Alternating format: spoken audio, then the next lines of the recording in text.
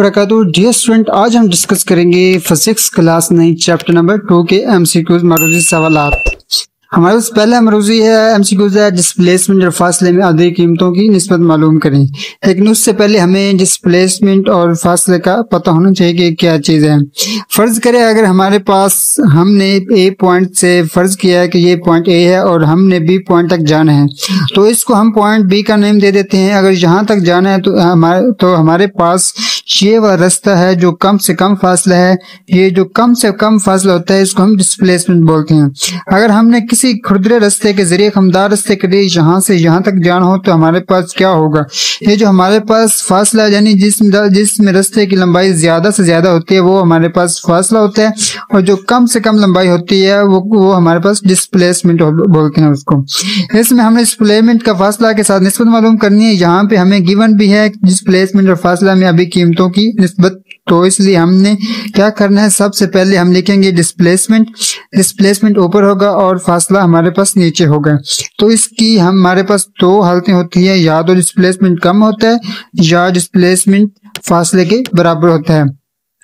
Displacement जैसा कि यहाँ पे आप देख रहे हैं डिस्प्लेसमेंट कम है तो इसकी लंबाई कम है और फासले की लंबाई ज्यादा है, तो हम डिस्प्लेसमेंट की जगह पे क्योंकि इसकी लंबाई कम है तो इसकी जगह पे हम 1 पुट कर देते हैं, और जो फासला है इसकी लंबाई ज्यादा तो इसकी जगह पे हम 2 पुट कर लेते हैं। 1/2 को जब हम सॉल्व करते हैं तो हमारे पास 0.50 हमारे पास आंसर आ जाता है, क्योंकि हमारे पास जहाँ पे हम कह सकते हैं कि 1 से कम जो हमारे पास आंसर आया है ये क्या है, 1 से कम है। इस तरीके से आगे डिस्प्लेसमेंट हमारे पास क्या हुआ, अगर एक ही रास्ते हो तो डिस्प्लेसमेंट डिस्टेंस भी वही होगा और डिस्प्लेसमेंट भी वही होगा। तो इस हालत में हम क्या पुट करेंगे इसकी जगह, क्योंकि दोनों की वैल्यूज सेम होंगी तो हम इसकी जगह पे डिस्प्लेसमेंट की जगह पे भी जगह लिख सकते हैं, 1 पुट कर सकते हैं।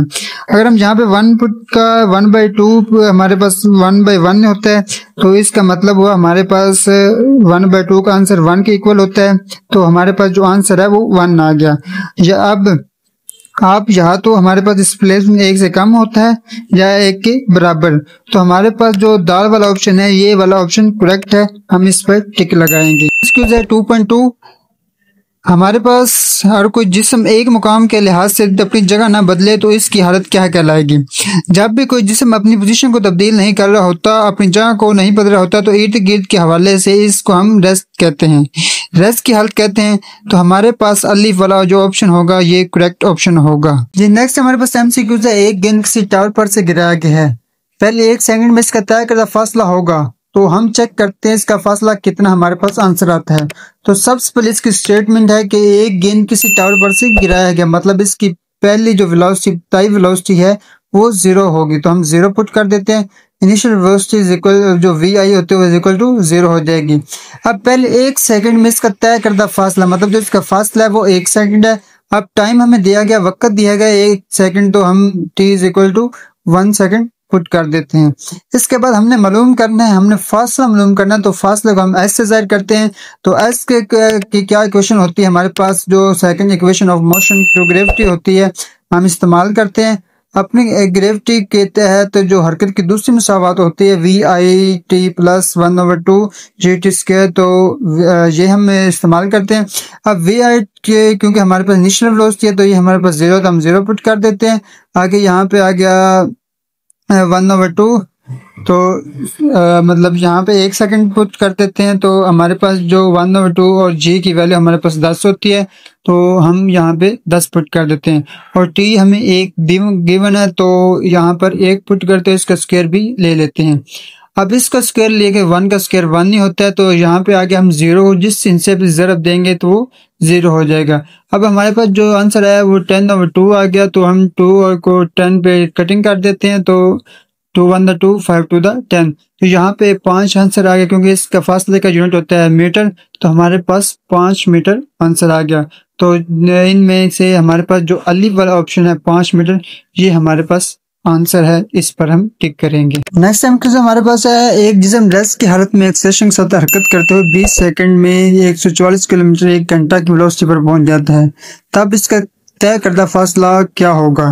तो इसको अभी हम सॉल्व करते हैं कि एक जिस्म रेस्ट की हालत में एक्सेलरेशन के साथ हरकत करते हुए आपको रेस्ट की हालत में, इसका मतलब है कि इसकी इब्तिदाई वेलोसिटी 0 होगी। तो इब्तिदाई velocity V I is equal to हम 0 लिखेंगे। इसके बाद वो कहता है 20 सेकंड में, तो टाइम इसने दे दिया 20 सेकंड। अब t इक्वल टू हम 20 लिख लेंगे। तो हमारे 20 सेकंड इसके बाद वो कहता है जो 144 किलोमीटर फी घंटा की वेलोसिटी पर पहुंच जाता है। तो सबसे पहले हमें पता हो वेलोसिटी का यूनिट मीटर फी सेकंड होता है। तो हम 144 किलोमीटर के घंटा को मीटर फी सेकंड में तब्दील कर देंगे। 144 किलोमीटर एक घंटा, ये हमारे पास फाइनल वेलोसिटी है। तो हम ये लिख सकते हैं 144 को अगर हमने किलोमीटर को मीटर में तब्दील करना होता तो हम 1000 के साथ ज़रब देंगे। 144 अब 1000 मीटर आ जाएगा। अब एक घंटे के अंदर हमें पता है 360 सेकंड होते हैं जो हम नीचे बटे में हैं लिख सकते हैं। तो ये भी नीचे बटे में लिखेंगे। 100 सेकंड हमारे पास आ गया। तो इसको हम कैलकुलेटर कर लेते हैं। तो हमारे पास इसका जो आंसर आता है वो 40 आ जाएगा। अब 40 मीटर फी सेकंड हमारे पास आ गया।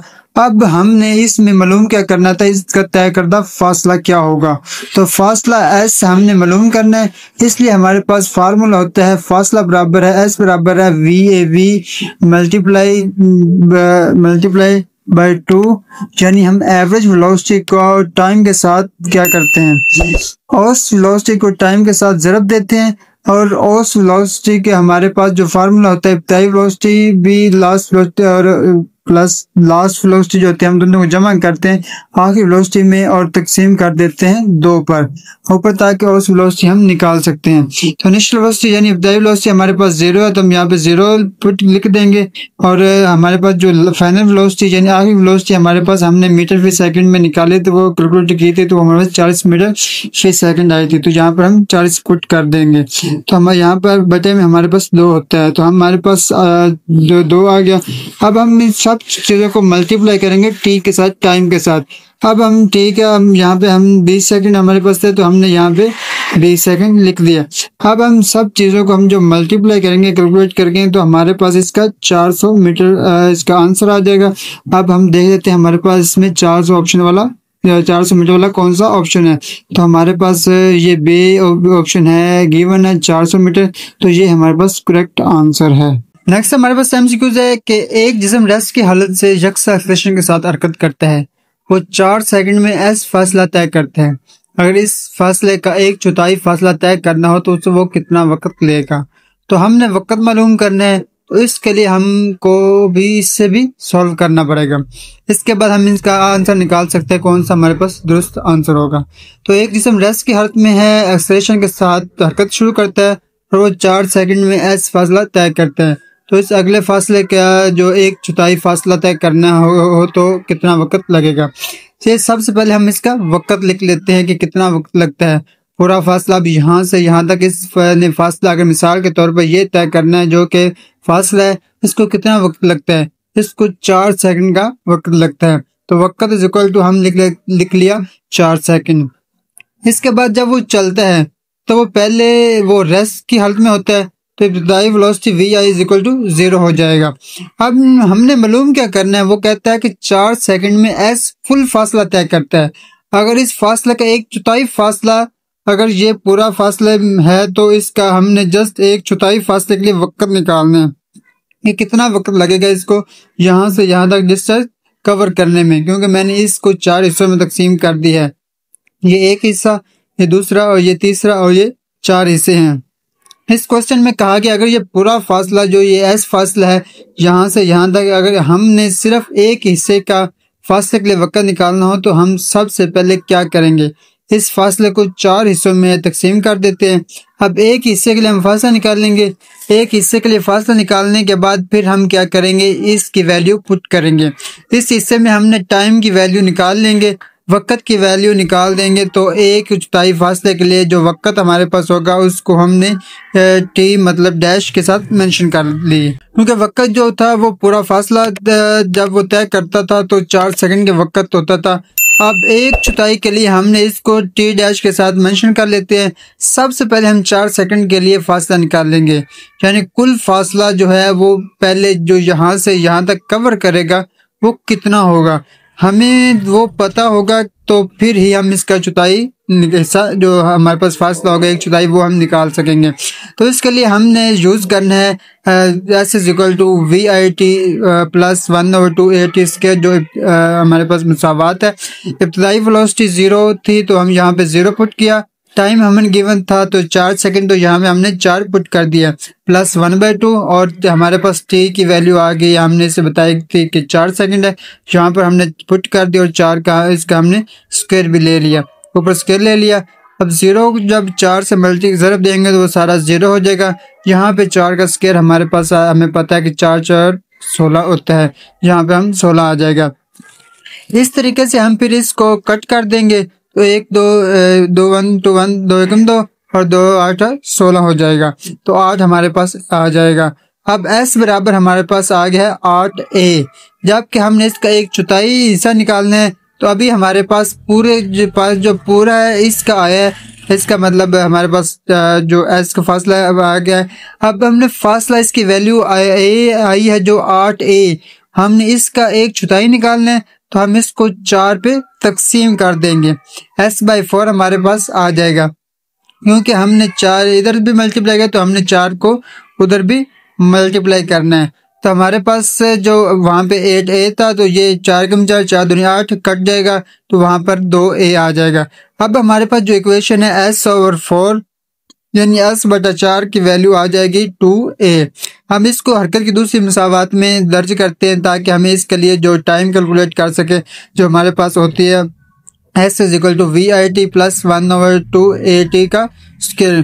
क्योंकि हमने यहाँ पे s डैश टी डैश मालूम करना है तो यहाँ पे हम इसकी जगह ये पे लिख सकते हैं टी डैश, और इनिशियल वेलोसिटी हमें गिवन थी 0, तो हमने यहाँ पे जो इब्तदाई वेलोसिटी वो 0 प्लस 1/2 और हमने यहाँ पे वैसे ही लिखना है। और इसके बाद यहाँ पे हमें टी जो है वो हमने लिख लिया और इसको हम कैलकुलेट करेंगे तो एक साथ एक कैंसिल हो जाता है। इसके बाद p जो कि स्क्वायर है टी जो कि स्क्वायर है, क्योंकि हमने टी डैश मालूम करना है तो यहाँ पे टी डैश आ जाएगा।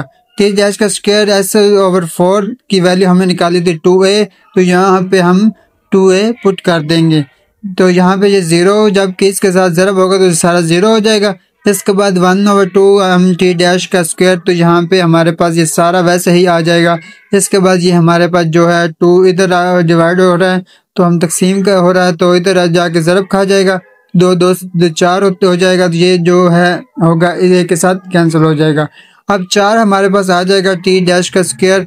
यहाँ पे हम क्योंकि टी डैश निकालना है तो इसको हम 4 को हम 2 का स्क्वायर लिख सकते हैं, 2 का मुरब्बा लिख सकते हैं, 2 का मुरब्बा लिख लिया। इसके बाद हम दोनों साइडों पर अंडर रूट ले लेंगे, इसका भी अंडर रूट ले लेंगे, इसका भी अंडर रूट ले लेंगे, यानी दोनों का जज़र ले लेंगे।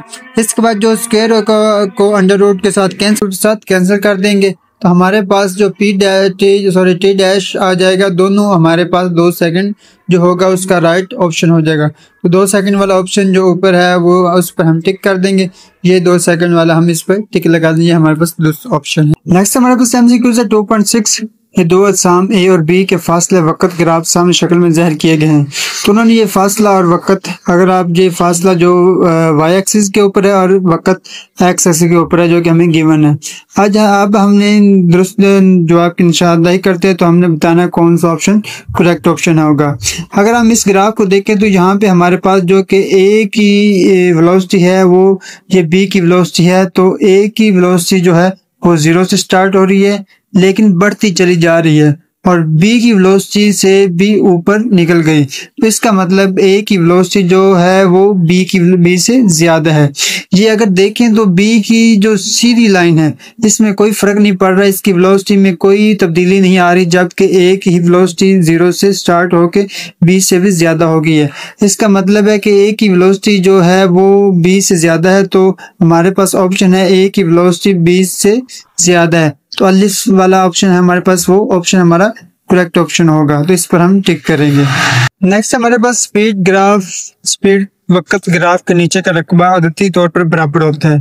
तो हमारे पास पेज नंबर जो हमने 43 के ऊपर हमें गिवन है, तो हम इसको चेक करते हैं। पेज नंबर 43 के ऊपर हमारे पास है स्पीड वक़्त के ग्राफ के नीचे वक़्त के एक्सिस तक का रकबा आदती तौर पर जिस्म के तय करदा कुल फासले के बराबर होता है, यानी फासले के बराबर होता है। तो यहाँ पर पे हमारे पास फासले वाला जो ऑप्शन होगा ये फासले के लिए, तो ये वाला ऑप्शन हमारे पास करेक्ट होगा, तो हम इस पर टिक करेंगे। नेक्स्ट एमसीक्यू हमारे पास है स्पीड वक्त ग्राफ का ग्रेडियंट बराबर होता है, ग्रेडियंट हम स्लोप को कहते हैं, जिसका फार्मूला होता है time theta is equal to X यानी एक्स के ऊपर डिवाइड करके हम क्या करते हैं, ग्रेडियंट निकाल लेते हैं। तो स्पीड वक्त ग्राफ का ग्रेडियंट हमने बताना है, जो कि हमारे पास पेज नंबर 42 के ऊपर है, गिवन है। तो स्पीड वक्त ग्राफ का ग्रेडियंट तो यहाँ पे हमारे पास 42 के ऊपर गिवन है। तो स्पीड बमुकाबला वक्त ग्राफ का ग्रेडियंट जिस्म के औसत एक्सेलरेशन के बराबर होता है, यानी औसत एक्सेलरेशन के बराबर होता है। तो एक्सेलरेशन वाला जो हमारे पास ऑप्शन होगा वो करेक्ट ऑप्शन होगा, तो इसने जी में दिया है, तो जी वाला ऑप्शन हमारे पास करेक्ट होगा, इसके ऊपर हम टिक करते हैं। अब नेक्स्ट हमारे पास एमसीक्यूज है, हमारे पास फासला वक्त ग्राफ का ग्रेडियंट बराबर होता है। तो हमारे पास पेज नंबर 40 के ऊपर गिवन है फासला वक्त ग्राफ का ग्रेडियंट, फासला वक्त ग्राफ का ग्रेडियंट जो जिस्म की औसत स्पीड के बराबर होता है, यानी स्पीड के बराबर होता है, जो औसत स्पीड होती है ना उसके बराबर होता है। तो यहाँ पे स्पीड वाला जो ऑप्शन होगा उसके ऊपर हम टिक लगाएंगे, अलिफ वाला ऑप्शन करेक्ट है, तो इसके ऊपर हम टिक लगा देते हैं। एमसीक्यूज, एक कार टी बराबर है 0 और इसकी वेलोसिटी है 80.5 किलोमीटर फी घंटा से यकसा तो एक्सेलरेशन के साथ, फिर इसका टाइम हो जाता है 9 सेकंड और इसके बाद जो इसकी वेलोसिटी हो जाती है वो 113 किलोमीटर फी घंटा तक पहुंच जाती है। यानी 80 से शुरू होती है, इसकी स्पीड बढ़ती चली जाती है, 113 किलोमीटर फी घंटा तक पहुंच जाती है। कौन सा ग्राफ कार की हरकत सबसे बेहतर तौर पर जानता है? तो हम इनमें से हर एक अब देखते हैं कौन सा ऑप्शन हमारे पास करेक्ट होता है। तो सबसे पहले हम इस ग्राफ को देखेंगे। हमारे पास गिवन है कि हमारे पास एक्सेलरेशन है वो यकसा तो एक्सेलरेशन है, जहाँ पे ये यकसा जब एक्सेलरेशन होता है तो हमारे पास एक सीधी लाइन आती है ग्राफ में, जब ये वाली लाइन तो मुड़ी हुई है लाइन है, कर्व लाइन है, तो ये वाला ऑप्शन हमारे पास करेक्ट नहीं है। अब बाकी हमारे पास 3 बचते हैं, तो हम अब इसके बाद ये वाला ऑप्शन देखते हैं। अब उसने हमें गिवन दिया है कि वो मतलब जिसकी वेलोसिटी है जो वो 80.5 से शुरू होती है, अब और 113 तक पहुंच जाती है, यानी वेलोसिटी बढ़ रही है। तो इस लाइन में वेलोसिटी कम हो रही है, तो हमारे पास ये वाला ऑप्शन भी हमारे पास करेक्ट नहीं हो सकता।